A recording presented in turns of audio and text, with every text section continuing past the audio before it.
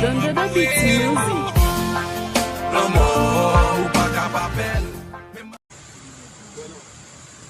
Eu vendi a Haiti, eu sou brasileiro, eu sou o presidente do vice-presidente escolhe.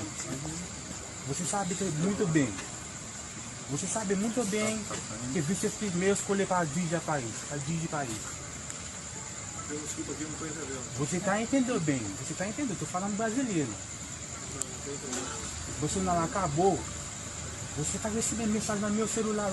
Todo mundo, todo brasileiro está recebendo mensagem no seu celular.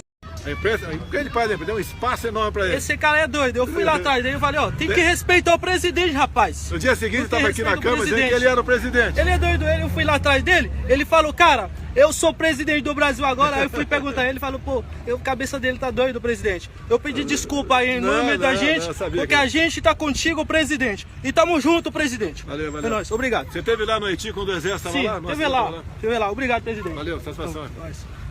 Mamão! Faz uma história.